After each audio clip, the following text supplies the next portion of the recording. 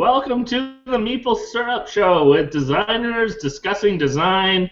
We're going to be talking about not quite micro games, but small-boned games. You know, those games that aren't quite big enough to be considered a big box, but not too small, they're not a micro. Just that sweet spot in between.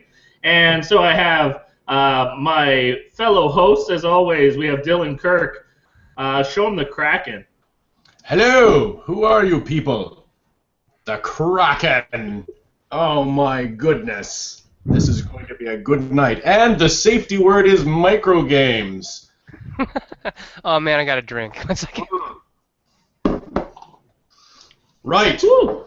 My goodness. And it would not be a night without Sen over in the technical box over there.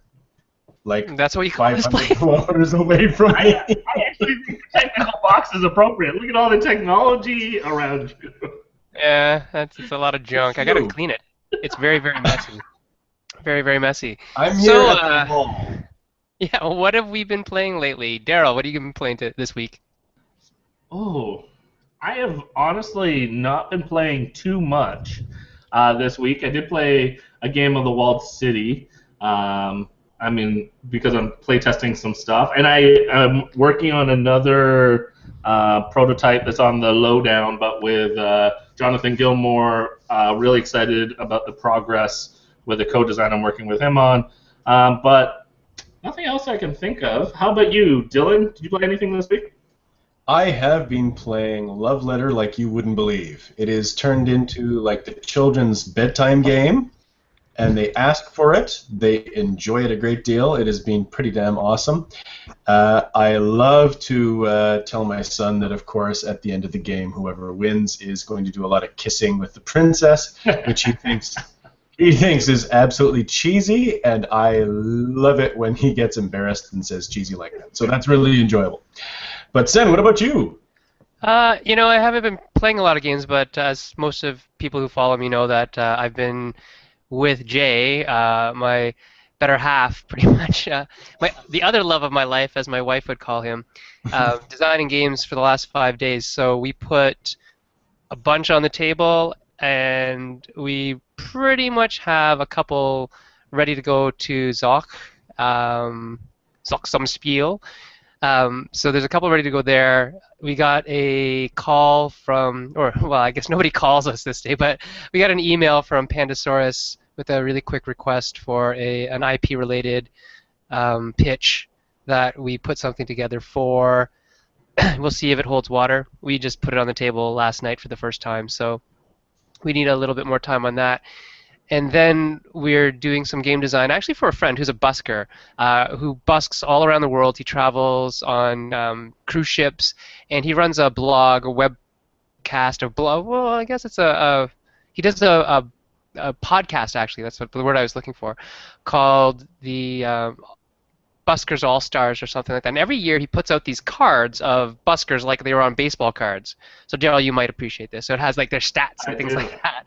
But what they're good at, and where their first show was, and all that kind of stuff. So just about the buskers around the world. And he has always wanted to make a game out of the cards. And so he asked Jay and I to look into how we would make a game out of them. And last night we kind of figured something out with the help of our fellow cohorts from the Game Artisans of Canada, Jesse Wright and Eric Lalande, who are over here as well playing games with us, to try to work on that. So we've been playing a lot of prototypes. Lots and lots and lots of prototypes. But Love Letter, that's a pretty good micro game, huh? It certainly is. Thank you very much, Sam. Daryl, where's your moonshine? Oh, sorry, I'm falling behind. Oh, you're not doing the moonshine, you're doing the Baileys. Okay. Not yet. That's a little later. I'm not going to start with 50%. But who we will start with to get this show really rolling is we have two amazing guests on. I've never had the pleasure of meeting them in real life, but I'm excited they're here on the show. We have Matt Loomis and Jason Kotarski. Did I say that right? Nope. Nope. I'm going to butcher all words. I tried to write down. The R is silent, Daryl. Fadula Das. Did I say that one? Fidelitas. Oh man. Awesome. So with that said, why don't I'll start us off, and Jason, why don't you tell us a little bit about yourself? What games do people know you for, or Sure. don't know you yet for? Yeah. My name is Jason Kotarski, or Oh, Kotarski. that's how you pronounce it. Okay. Yeah, you know. Yeah, that's good. And my first game that I ever designed was also my first game published, and it came from Dice Hate Me Games. It was called The Great Heartland Holland Company, which is just hitting its second printing. And I designed a game called Frog Flip, for a little small run that came out with Sprocket Game, Michael Fox's company, and as well as Fidelitas, the first title for my own company, Green Couch Games, that I designed with Philip DeBerry. And then Dead Drop just finished up on Kickstarter from Crash Games. So that's what people would know about at this particular time, if they know anything about me, I guess. All right. Well, let's go over to Matt. This is same kind of questions. What do we know you for, or what should people know you for? By gum. Yeah, I'm not quite as prolific as Jason just yet.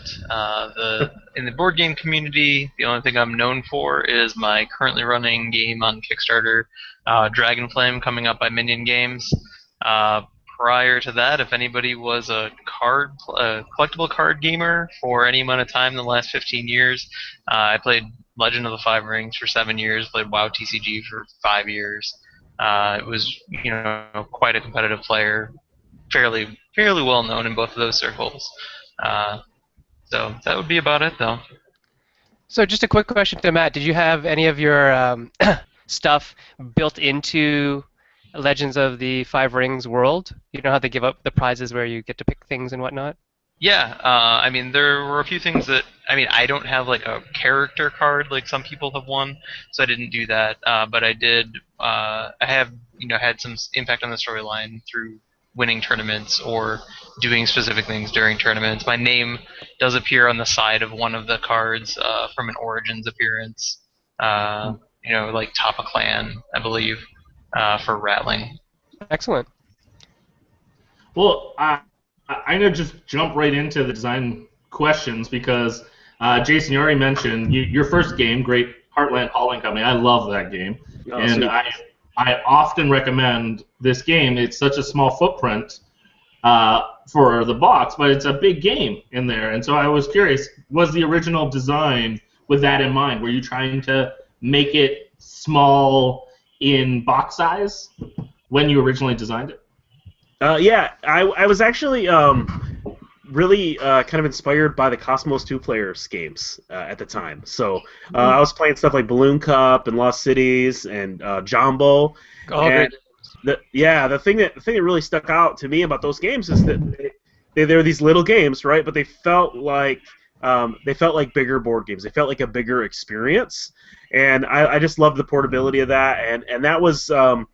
That was kind of what I went with. I said I would love to make a game that would fit into that category. So I started with the theme of the trucking and kind of took some bits and pieces from different games that I had played that I was interested in, and kind of added in thematic choices about what do truckers do with pick up and deliver, and just kind of never having played a pick up and deliver game before, I made up what that meant to me, and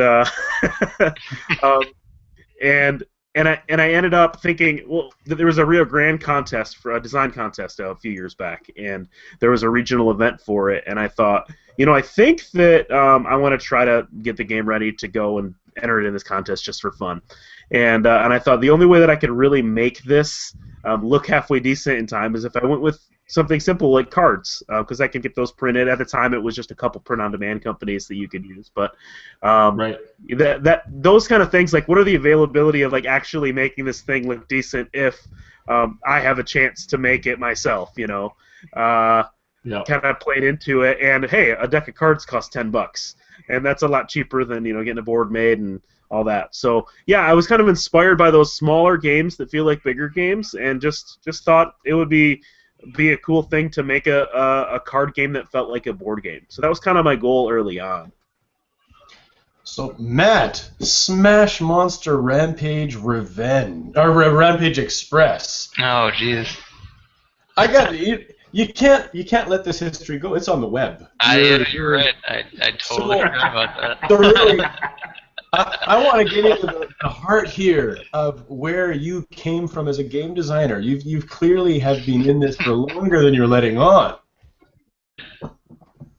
Yeah, well, no, I mean, I've been trying to design games for the last couple of years.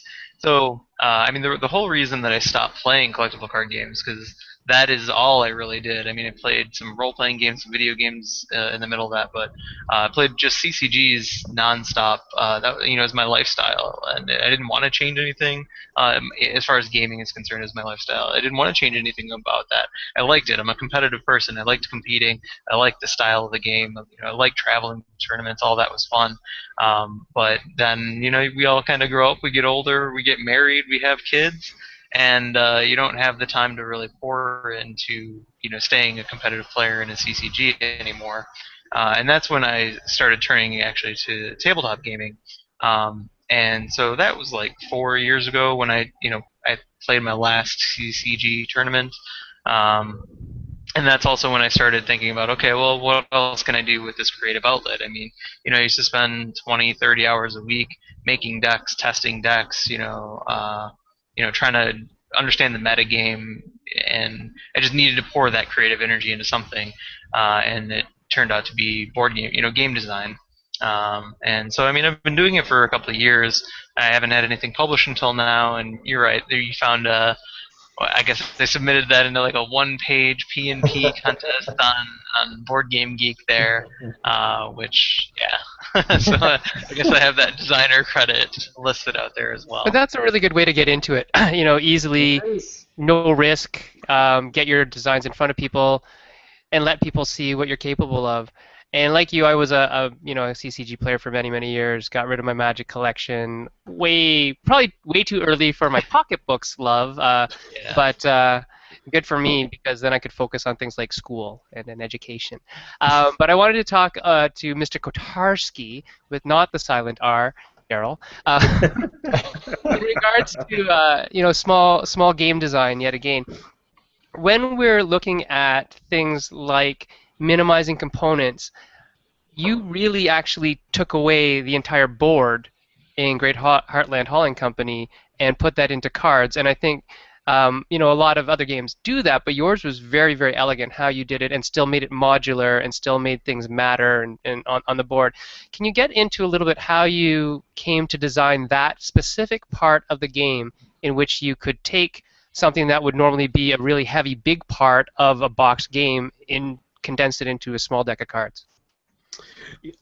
Sure. Yeah, I guess I started, like I said, I started with a theme idea, and I used to be a shipping and receiving guy. Like, I unloaded trucks all day, and I just was thinking about, okay, so what can make this game like feel like it's connected to this theme, besides just passing around cards and trying to move cubes around, and so the idea of like, okay, so truck drivers are trying to make money, and they got to pick up and deliver goods to do that, and they go from one place to another. So that kind of point-to-point movement thing stuck out to me. It's like, well, these are isolated locations they're going to. So a card in my mind was just one point. So then I just said, I think that each of these can be like a loading dock or a warehouse where a truck might be going, and we're just kind of minimizing the space between those things, and having that be just the story that has to play out when you're playing the game. So it was just me following those kind of hints that were in the theme already, and just making the most kind of sense of it. I started as just a two-player game with 9 cards in the middle, 9 different loading docks, different locations, and that created just a simple grid that took up very little space. And when I first threw that idea on the table, I just was like, yeah, this could fit in a small box, and that was meeting that goal. So then I just continued to head in that direction, I guess. Good. Yeah. Well, I'll follow up, because I just recently got to play and review, Matt, your game Dragonflame, and I think you do something pretty similarly with the village cards. Maybe describe a little bit what's going on there and its neat twist about how the dragon flies over, because the Dragon Flame cards and how that interacted with, your little board made out of cards. I think it has some real clever mechanics there too. Maybe describe that for our viewers and maybe describe how you got there. Sure.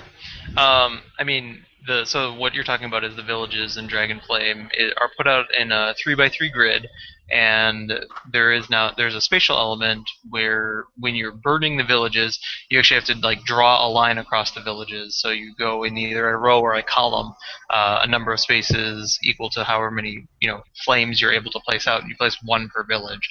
So it's adding a small spatial element into the game. That wasn't always there, actually. That came through out of development and just trying to make the system more robust. As far as the villages being cards, that was that was initially just a component choice, like trying to reduce the cost of producing the game, or the potential cost of producing the game. And obviously, since I've played card games for 15 years, I just have an affinity to put everything I can on cards. It's like it's like, okay, making a game, what am I doing for cards? Like that, it's almost hard to pull away from that in some of my designs and try not to use cards, because I've seen everything that a card can do. It's like, what can't it do? It can be a board. It can have all the information you need. You can orient it in different ways. You can, even both sides of the cards. I mean, they're just so flexible, and then they're so cheap when you think of manufacturing costs. Like, it's like a go-to for me. And sometimes it feels like a drawback, but yeah. So that's really how that came about. I just naturally see things that way, because I've seen, like I said, in playing dozens of CCGs, I've seen everything that a card can be used for. Locations, units, items, it's all there. So I think that talks really well about kind of, you can be comfortable with a given component and it really speaks to you all. That sometimes when you've got a hammer, everything looks like a nail, and sometimes it is actually a nail, right? You can do some great things with stuff you're familiar with, but sometimes you want to be uncomfortable. So I wanted to ask Jason, maybe did the smaller format introduce a little bit of discomfort with you? Like, did you have to kind of hammer stuff into a smaller format, or did it come naturally? I think it came pretty naturally for me. Like the games that I love to play are smaller in nature. I'd rather play 5 games in 2 hours than one game in 2 hours. So I have a podcast about fillers, because that's like my passion. So, but I think for me, I think those kind of constraints, like I want to make small games, comes from a couple different places. It comes from like that comfort that those are the games I like, but then it also comes from I feel overwhelmed if I get started on something too big. And too much is too hard for me to handle, and I don't know how to rein that in as well. So I just keep it simple, and a lot of times, like when I designed Heartland Holland, I sat down with a deck of cards and 4 plastic pieces from an old Milton Bradley game it was called bumper cars, 4 little cars, and then I cut up another deck of cards to make I cut up the suit icons to be the goods. And I said, okay, I got this deck of cards, and I got these different goods, and I got these location cards and these little plastic cars. I'm going to make this work with these components. So, like, and that's actually been the way that I sat down with Dead Drop and said, I'm going to make a 13-card game. And I messed with it until I made a game. And I sat down with a game that's coming up from White Goblin early next year called Kite Fight. And it was just an idea of okay, I want to have 4 different suits, and I want to have a 5th suit, and there's kites, and there's wind. I'm going to make this a game. And I ended up, in the box, the game itself comes with 3 different games using the same components. So that's just one of the ways that like, I can keep my brain in a safe place, that like where I actually will get something done. I set a kind of border for myself, and I'm like, all right, I'm gonna work away on this until it's something. And then when it's broken, when it's not working, then then I'll add stuff if I can't fix it another way first, I think. Yeah, it just helps me. Like, physical is important to me, because I don't think about a game in my head until like I can do something with it with my hands. So it just gets it out there, and it gives me something to work with. Perfect. You subscribe to the exact same design philosophy that I do, in terms of pushing bits around is more important than pushing it up here in your head. Matt, I wanted to ask you, because I'm running actually into this problem today. Today was when I was doing it. So I'm balancing a bunch of decks for not a CCG, but for a game that will be kind of like an LCG-ish thing without being from Fantasy Flight. So I mean, Asmodee now, right? yeah, Asmodee. Asmodee. But did all your 15 years of CCG playing teach you anything about game design? Like, what did you learn specifically from that experience in terms of game design, balance, deck building, all that kind of stuff?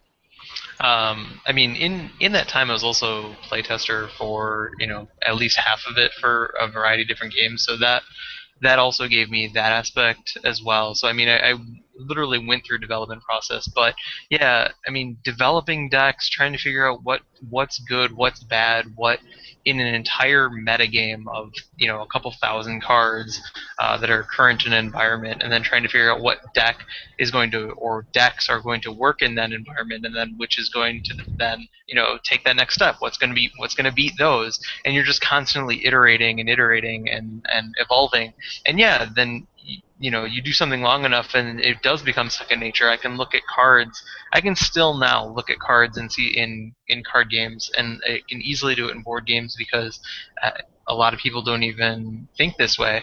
But I can go back and look at Magic cards and I can be like, yeah, that card's going to be amazing, even if they don't, even if it's not like all hyped up right now. Or I play Hearthstone now, and looking at preview cards, you can tell, okay, yeah, this card's going to be awesome. This card is going to fill this hole that's currently sitting in the metagame. And in board game design too. I mean, it just I can see those things. I can compute those numbers. I can see what holes there are, and what something is going to fill if it needs to fill something, or if it's too much of something, what needs to be cut out. Maybe it's not adding something else in. Maybe it's slightly changing something else, and it's just going to have a ripple effect over the entire rest of the game. And yeah, I mean, I think that's what I really picked up in over that entire time frame. So. Excellent. Daryl, you have a question? Yeah. Well, Jason, you mentioned your show, the 20 minutes of filler. I'm curious if you could tell us a little bit about that. We're talking about small but not micro games. Tell us a little bit about your show. Maybe even highlight a few small but not micro games that you've fallen in love with recently. Yeah, sure. My show is called the 20 Minutes of Filler, the podcast, and you can get it in iTunes, or we're part of Dice Tower Network, so you can check it out at dicetowernetwork.com. It's me and my friend Andy Lennox, who's another designer from the Flint, Michigan area where I'm from, and we hung out playing music together kind of for years before we realized we both like games, and I asked him to come on and do a show with me because he liked all these big, heavy, thematic games, and he was into RPGs and Legends of the Five Rings, and I was like, hey, I'm into little teeny games. That'll be interesting for a show. And we figured, hey, let's do the show. It'll be 20 minutes, about 20 minutes an episode, just because that's about how long I like to listen to podcasts at a time, like that short chunk on the way to and from work or whatever.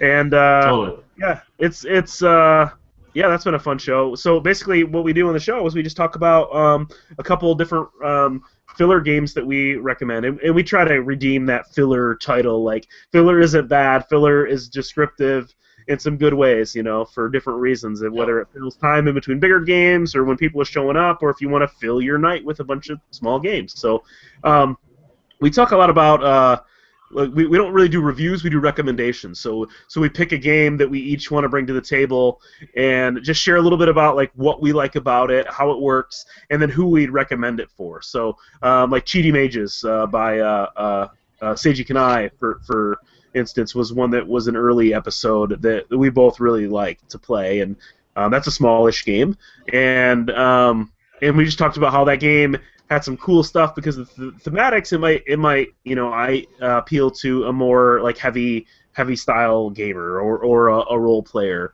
while it has some kind of cool like small game mechanics that just shows a different side of the card game world to people. So that's one that I enjoy as far as like smaller games I've been playing lately. The other stuff I've been playing, Bang the Dice game, is is really fun for a social game. It makes me want to throw away Bang the card game just because it's so streamlined and you can like teach people in 2 minutes rather than like before got to play Bang, I got to read the rule book again because there's so many fiddly little details that I don't remember. So that's a really fun one. Tonight I had game night and just taught 3 classics to people. We taught For Sale, Ink and Gold, and No Thanks. Oh, all good, great games.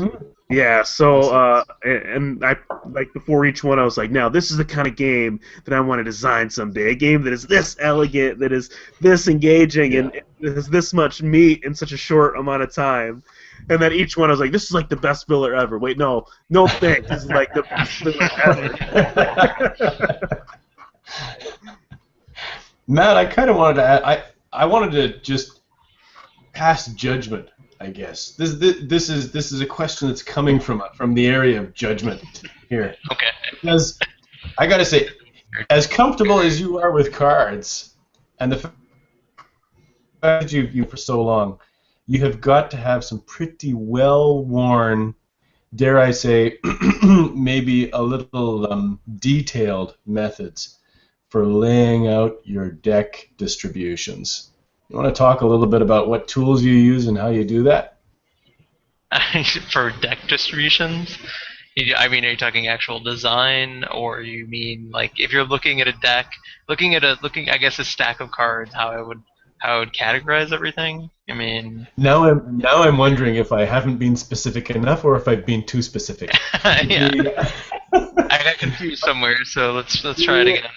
So sometimes, like when you're building your CCG deck, you have to choose what cards go in it. But also, when you're building a deck for a game, you've got to figure out what powers are going on each card and whatnot. I figure that they're pretty transferable skills.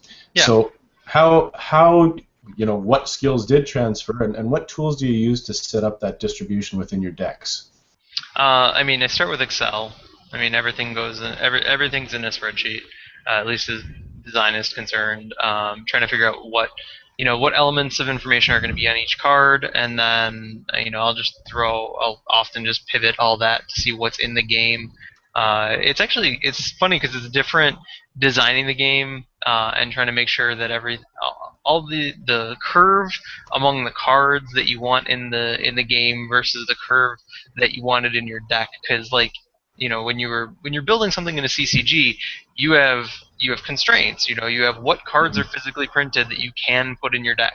So if you need 2 costers, you only have so many 2 costers to choose from, and so that's going to often limit your choices. But when you're designing the game, you're like, well, I want this many 2 costers in the game, and you're like, well, I can come up with this many varieties, and then like which ones do I peel out, which ones do I keep in, what holes are they filling? So it's like it actually becomes a lot harder that way. But Excel is where all that information gets stored, and then I don't know, my brain works in weird ways, so trying to being able to peel all that stuff out and figure out what's missing or why this should be at the if we're talking like why something costs what it does, why it has a power that it does, being able to evaluate something that a power equating to victory points, or actions equating to a power, or actions equating to victory points, like however you want to triangulate all those different things, and like what a card should cost either in whatever resources you're choosing to use in the game, or in actual deck space or things like that. Yeah, I mean, I don't know if that answered the question. I hope it did. But it does. It does, but it does beg the question, like, did you go and block out your CCG decks in Excel first? Like, were you that kind of detailed? Yeah. I mean, to some extent, yes. I mean, you didn't have at least when you're looking at curves. Like, if you're usually in a CCG, you're looking at like a cost curve in trying to accomplish something. And so, yeah, making sure that depending on how big your deck needed to be, like in Magic. Trying to figure out what your percentages are going to be. And yeah, I did all the math to figure out like what are my odds of drawing this card in a 7-card hand after a mulligan, lands versus the cost of cards, things like that. all that math was done. Yet I'm a complete nerd. I have no qualms about it. But when I was in high competitive stages, like that's the kind of stuff that top players do. Even today, like top Hearthstone players, top Magic players, they all spreadsheets galore. Is the name of the game. I mean, it's just part of what it is. That's pretty funny because Daryl was actually just talking to some guys about this Hearthstone thing. Daryl, do you want to talk about it? Well, yeah, I was just thinking, I got to give a shout out to Hearthstats. I don't know, have you interacted at all with Hearthstats? Because it's a local thing in my town. The guys that started that business are just right in my city, and so I just was grilling them with questions on how to bring that to board games. How could we, bring all that statistical analysis and strategy guides and, pooling, all that wisdom and all that awesome geekdom together. So, yeah, dude, I'm sorry. I'm going to jump in a real quick second because I seriously just wrote an entire mathematical formula for determining how much damage a unit should take before it reaches and destroys a turret in a computer game that I'm assisting some people on. It's like mathematical anality. Come on, this is part of being a game designer. It is. It totally is. I mean, to answer the Hearthstats question, I mean, yeah, I've looked at Hearthstats. I don't pay attention to the gross, or not the gross. I guess the giant pools of data that are being collected across the entire player base. And part of that's, I guess, the elitist in me when it comes to knowing that the majority of the player base are terrible and they're just spewing numbers in ways that none of the information means anything to me anymore, because I'm caring about the upper 1% or less than 1% of the field. Yeah. If I'm really trying to figure out what the best something is, you're trying to figure out. Well, they sort all those stats as well. They have the upper echelons and stuff like that. So. Right. Okay. So then, I mean, it's been a while since I've looked at some of the stat tracking sites. So, I mean, maybe I'm thinking of a different one. But yeah. But that's been a lot of the problem. I mean, even when Blizzard comes out and says, yeah, there's no advantage to going first, or it's a 51-49 split, I'm like, you're looking at way too big of a player base to actually be able to make that determination. You need to be looking at just this small sliver of players to tell you if going first or second is really good or not, because the rest of the people, who knows? I mean, just who knows? Yeah. So. It's like mixing MLB stats with your Little League stats. Exactly. That's exactly what it is. And actually, Jason, I have to make probably an amends to you that Dead Drop is most likely not the most often talked about game on this show. It's probably actually Hearthstone. Every time somebody comes on, they ask me, so do you play Hearthstone? Because they know I used to play Magic a lot. So anyway, back to Jason. And first I'd like to ask Matt, how long does Dragonflame take to play? It takes about 30 minutes. Oh, perfect. Okay, because that was my question. My question is actually about time. Jason, what do you think is the reason why there is a market for these 30-minute, 20-minute, 15-minute games, these filler games that you're basically evangelizing on your podcast? I think that has something to do with this accessibility and just how easy it is to get new players playing these games. And I think as this hobby is growing, people are getting into it somehow. And I think sometimes these fillers wet people's whistles. They just can kind of put the hooks into people, and other the gateway games they have a lot of similar characteristics to filler games. I think like Ticket to Ride, for example, is lengthwise it's longer and it's a little bit bigger, but it's familiar, and it's you can do 3 things in the game. It's simple to wrap your head around. It feels like Rummy without thinking it's Rummy. You're collecting sets of cards and you're discarding them. And I think that kind of connects people, and it's this is cool. This is familiar, but it's new. I don't know, maybe this is just a totally a guess, but I mean, our generation, I'm 30-something, and I grew up when these board games, modern board games, were happening. They were coming to be, and now I have a wife and 2 kids, and I can play a half-hour game with my wife after the kids are in bed before we're totally exhausted and need to turn on Netflix instead of having conversation. Totally feel you on that. Absolutely. There's some real practical realities there where you can squeeze in a quick small game. Yeah, and they're so cheap too, right? Like I that's how I got into fillers. I would go to the game store and I'd look at a $60 game and I'd be like, hey, what's this $20 game over here? You know, like if I'm gonna get into this hobby, like I got to be economical. My kids got to eat, and I got to pay bills and stuff too. Yeah.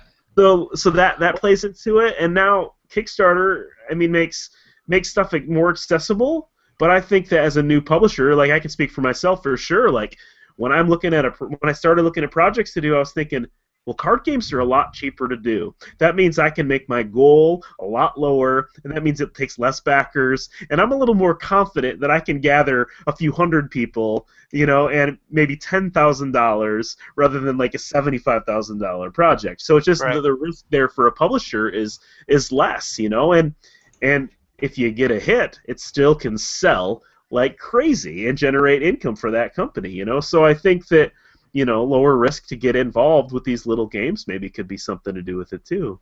Exactly. I mean, you have less cost of shipping, less cost of storage, all that kind of stuff, right? Daryl, you have a question from the audience? Yeah, so I have one going on YouTube. I'm going to pass this to Matt, but this one's from Paul Saxberg, and he was just recently playing a game that could be considered a micro game or a small game, you know, this filler game. And his question is, how do you judge or critique, you know, how do you evaluate these games differently than maybe the bigger box games or the longer games? Is there a different criteria to a well-designed small game versus a well-designed, you know, big game? And what are you looking for out of a well-designed game? And I'm sorry, I keep thinking about Don't you dare. Sure. Ooh. I mean, I think there is. I mean, I like Jason. I like to design smaller games. I mean, all of my designs, I try to keep them under an hour. I don't have anything over an hour right now. I mean, I've had things test over an hour, but you know, that's a sign to me that I'm like, well, now I need to cut stuff out or I need to streamline something. So I'm definitely always in the smaller camp as well. I mean, you know, I don't want to judge for everybody. I mean, everybody's looking to get something different out of a game.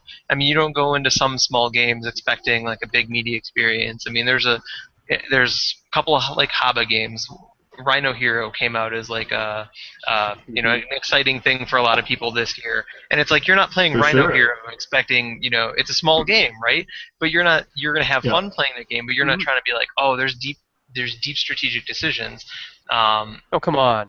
You're still gonna have fun playing that game. So it's like I can't place a rule on saying like a small game has to be able to have meaningful decisions or there has to be strategy or tactics. You know, you have to deliver on what your game is promising.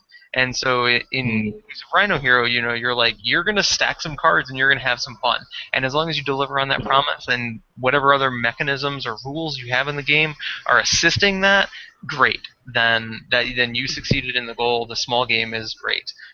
If you know, say you're going to do something and you don't deliver on that promise, you're going to stack cards, and at the end of the game, you know, you're only like 3 cards high. You're like, well, why didn't I go 7 cards high? Like that would have been not a fun version of Rhino Hero.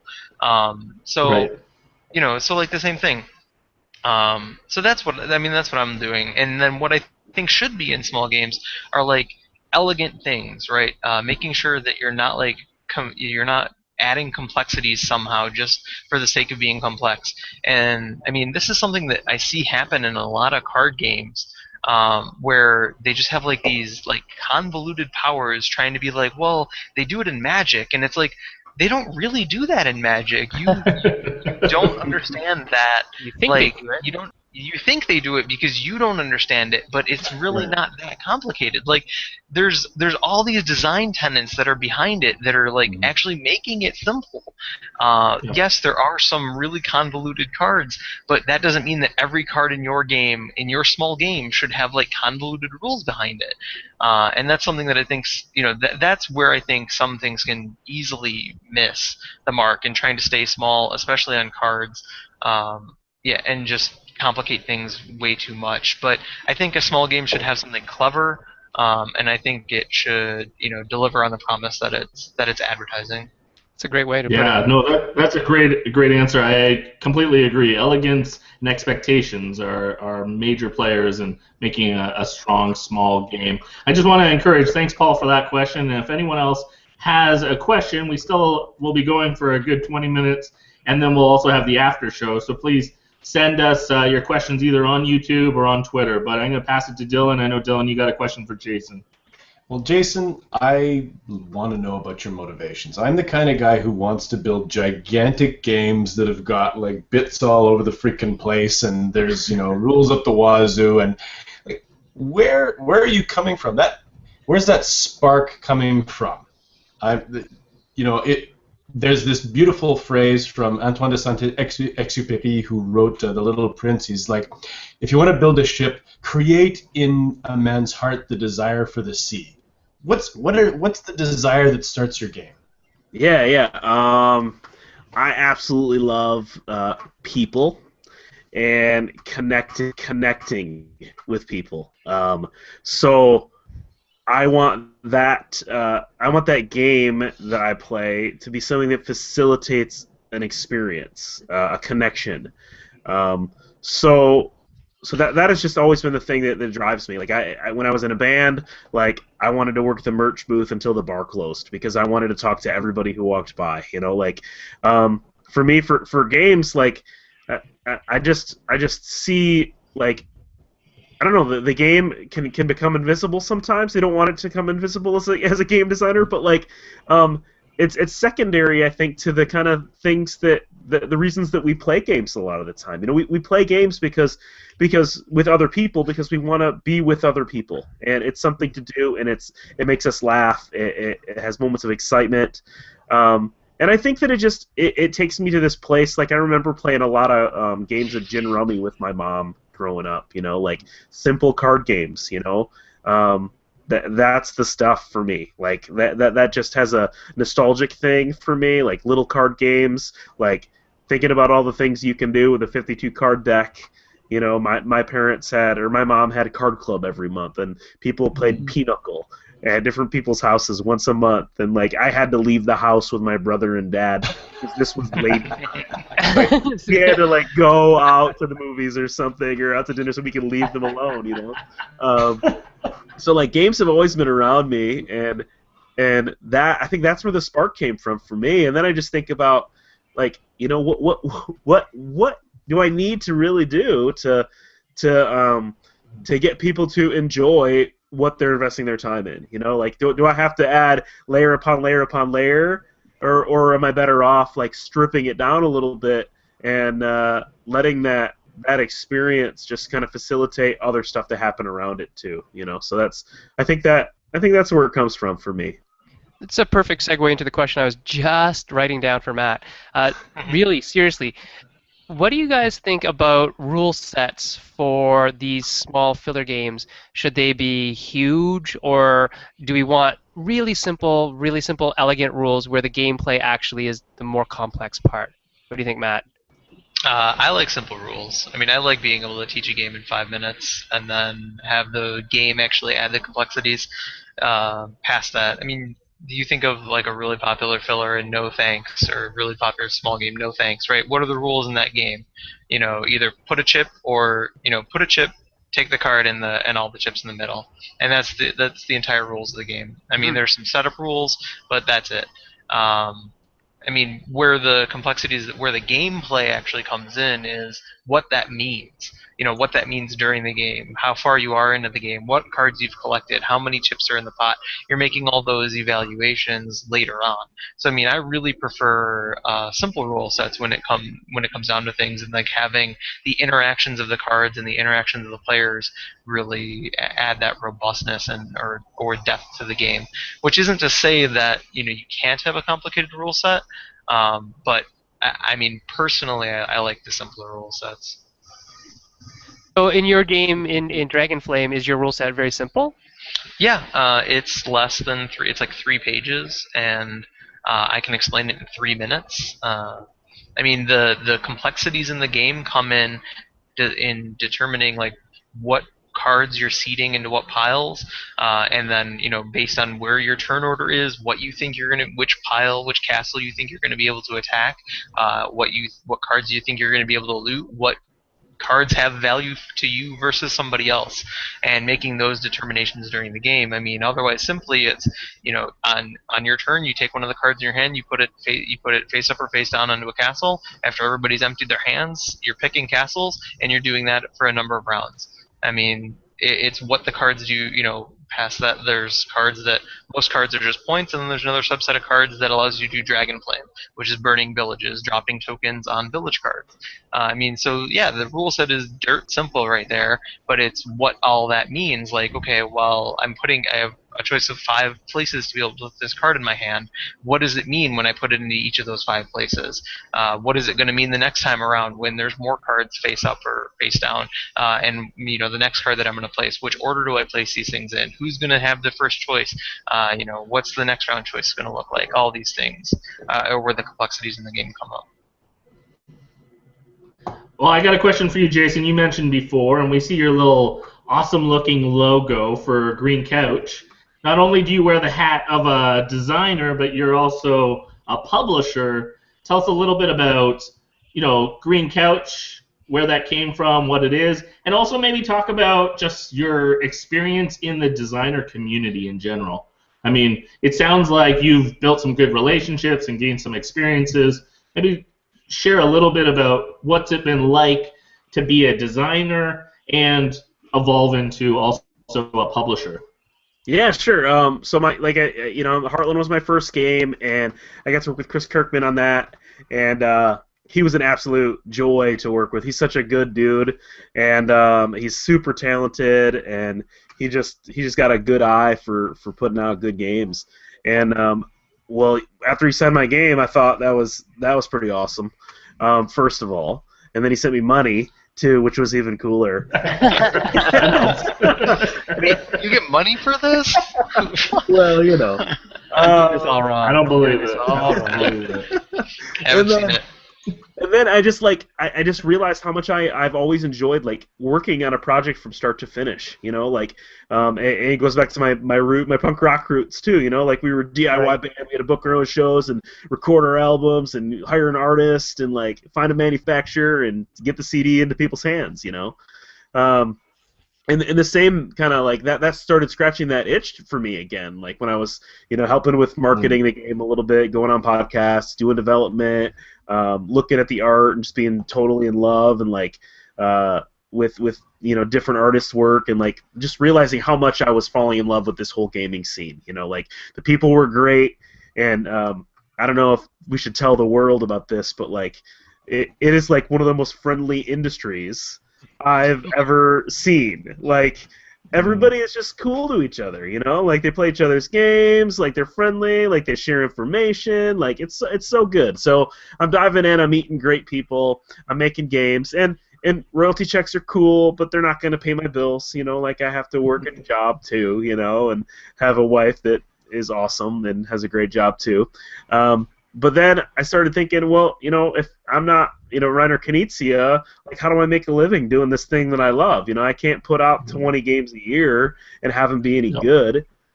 So I just was looking at Kickstarter and all the success that indie publishers were having, and I thought something I learned about myself as a designer was that I don't like to force things. If I don't have an idea, I'm not gonna make myself work on something. If I have a deadline or something, I might. But I might need to step away for a minute, right? If I get stuck, I'm not just gonna necessarily push through. I'm gonna wait and kind of be thinking about it and mulling it over and letting it sit for a while and come back to it with fresh eyes. But so I thought, I could be helping other people with their games in the downtime, and then I'm still working on games. It's something different, and there may be something to turning it into an income providing thing. So it was hitting all the right buttons at the right time. Some flexibility with my previous job came up, and so I decided to dive in, and I want to make my little my tagline is, I want to make great little games that make great big connections. I want to make games that are less than an hour that I can teach in 5 minutes. Some of them I will design. Some of them other people will design. I don't want to be a vanity publisher. I want to work with people that I like who have great games. And there's when I look around, I don't see any one publisher that I can point to. There's a few that have a really good catalogs of filler type games, like Eagle Griffin is a great catalog. But I just think it would be cool to be a part of a short list of people who people say, well, you need a good filler game, check out Green Couch Games. So that's kind of my goal, and I think that just the more that I've gotten involved, the more I've wanted to be involved. So from designing that game, starting the podcast, to connecting with Philip to do a collaboration design. That was our first co-design where we worked with somebody else, his too. Mm-hmm. And it was so much fun. I was just like, this is great. There's just so much going on right now. There's never a shortage of options. So I'm just kind of I'm taking it one step at a time and trying to figure out what the next move is. And I want to keep putting out games with other publishers too, because I don't think all my games will necessarily fit what I want to do with Green Couch, and it'd be fun to let somebody else do the work for a little while too. For sure. 100%. So yeah, it's fun, man. I don't know, it connects me with some great people, and I already said that's important to me, and it gives me a creative outlet, and it feels like it matters, even though we're just playing. We're playing. Oh, you're gonna get Dylan started. Don't get Dylan started. And it does matter, and we don't do it enough, and it creates moments that people remember. So I'm glad to be a part of that in some small way. Speaking of Dylan.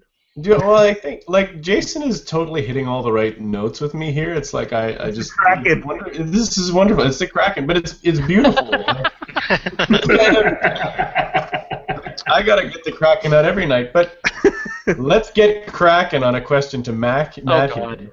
The thing is, I love puns. It's great. It's absolutely horrible, and the excellence of a pun is measured by the amount of pain it caused in the hearer. Let me tell you that.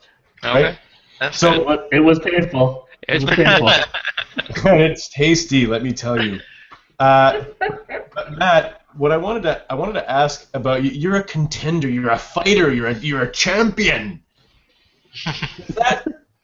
Does that inform your design? Are you looking for an experience that is combative and that one man will triumph over another man? Is that the narrative in your designs? What are we looking for in your designs as a designer?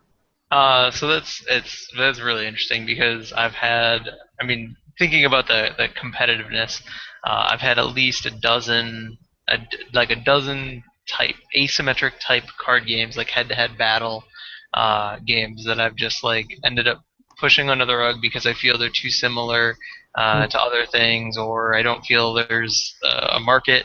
Well, it's actually been something that's I've been kind of annoyed by in the industry, is finding that publisher, finding those players who are willing to play those games. And the thing is that they exist, but they tend to follow bigger companies. You want that experience. You're looking at Fantasy Flight Games.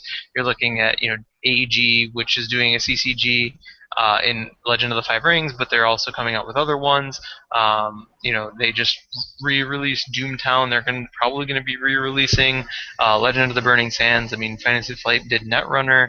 They're doing the Lord of the Rings, Warhammer. It's those people are looking to bigger companies that have IPs that people are really interested in. So for somebody to come along and be here's a game where it's some head-to-head combat, you see them come up, but they just instantly get washed away. They might have a small print run that is successfully sells out, but then you never hear from them again, and that's not something that for better or for worse, it's not something that I'm trying to do in a design. I'd like a design that's gonna, what I'd like to happen in my design, in games that I design, is that they all have the potential to go evergreen, right? They have the potential to stick around, and unfortunately, the way that a game like that sticks around is you inject it with new content. So it's You have to, like, an LCG has to have continual new content to be able to stick around for people to stay interested in it. Otherwise, well, you essentially solve it, and then if it's not changing, I mean, even with a random setup, like, how long would Dominion have stayed around if it wasn't injected with more expansions? Same thing with Ascension, with Thunderstone. I mean, you do have those deck building games like that. But again, they needed more content to be able to keep, be able to keep people interested. And at this point, you don't have a lot of people talking about Ascension anymore. You don't have a lot of people talking about Thunderstone anymore, Dominion anymore, even just to a huge extent. They're not nearly the juggernauts they were, 4 or 5 years ago when they initially came out. But I mean, past the actual head-to-head. I mean, the competitive side of me also playtest the heck out of my games to make sure that they don't have like a dominant strategy, that they aren't solvable. Like that bugs me. Like if you're playing a game and you're like, well, this strategy is the best one to go every time, the best one to use every time, and the only time you're not going to be using it is because somebody else got there first, and then you're trying to use whatever strategy that has a chance against that, whether it be a long shot or whatever. And like as soon as I find that, I'm just like, no, it's like you can't. It shouldn't be that. Like I don't want everything to be balanced, but you need to have like multiple ways that you can win the game in slightly different ways. Because if there's only one way to win the game, it's whoever gets there first to do it. And then once I figure that out, I'm completely done with the game. Like if I figured it out, I don't want to play it anymore. Even if and part of that comes from. Yeah, part of that comes from the only reward in playing board games is the actual play experience. There's no money on the line. There's no like rankings on the line. Like if there were money on the line, like why do you get good at poker, right? You get good at poker because you win money at it. It's the same game over and over again. Everybody knows what you're trying to do. You're all trying to do the same thing. But the reason that you perfect and hone that skill is because there's money and prestige on the line. Same thing happens, I guess, in chess and Go. Players do that just to become a master of one game. And in board games, they just cycle out too quick for that to happen. Nobody's trying to become, world champion of Belfort.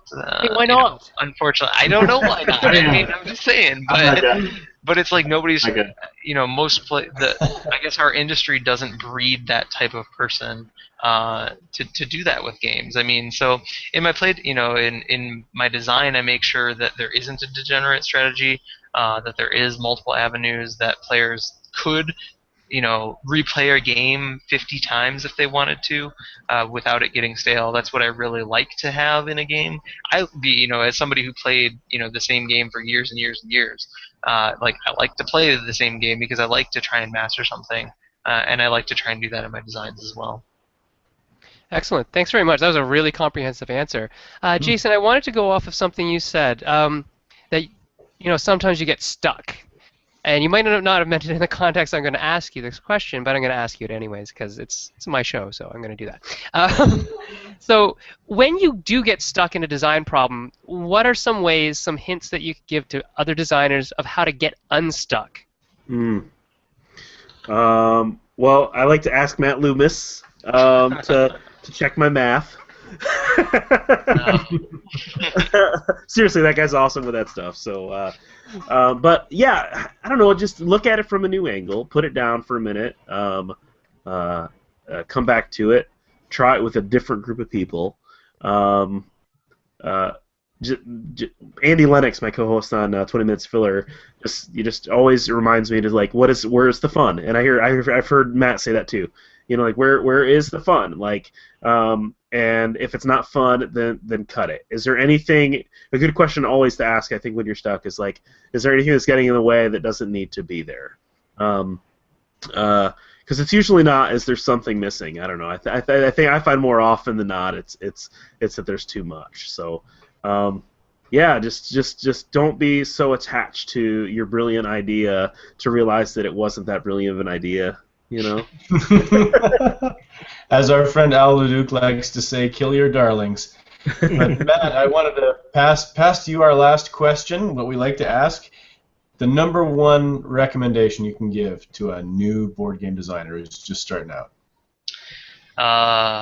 Man, one recommendation that I can give. I hate to. I'm not going to do the cliche playtest thing because that's. I guess other people say that. Mine would be, yeah, mine would be figure out what's special about your design, and make sure you're focusing on that. It's easy to make a game that's a lot like another game, and make it work, and it's going to be fun. But what's going to be different? What's going to be special? So make sure, find what's special about your design, and then focus on it. And then make sure your game is focusing on it. Make sure that everything is pointing to what's special about your design, and anything that you can cut that is taking away from that specialness, get rid of, and add more things if you need to that are pointing to the special thing in that design. Excellent advice there. I want to thank both of our guests, Joson Kotarski. Yeah. Yeah. Good job. Right. And Matt Loomis, I want to thank you for being on our show, and I can't believe an hour is gone, but I also especially want to thank you to help with my grieving process of not being at BGG Con right now. Us too, right? Our Facebook feeds and Twitter are flooded with all people having fun, so we got to have a little fun tonight and talk board game design. So I thank you for that. Thank you for making excellent games. We actually have here designers of micro, small, and big games, and yet we focused our chat this time on those filler games, those small games. And so keep designing those great games, people. We want to mention to people we will have an after show coming up, and we'll make sure to link that on Friday or close to it. Sorry, we forgot this week to put that link up right away on Friday. The other thing I want to highlight is we have a unique show set up for you next week. We won't have designers on. We'll actually have board game reviewers, and we're going to ask their advice on game design. So we're going to have the one, the only, Richard Ham, Rado, run through, and then we'll also have both members of the Spooning Meeples. That's right. We'll have Tiffany and Rianne. And so we'll be asking them lots of questions about what they're seeing, trends. I mean, they get to see and play a lot of games, so we're going to hopefully pick their brains and ask them why they're not designers yet. So stay tuned for that. Thanks, and have a great night.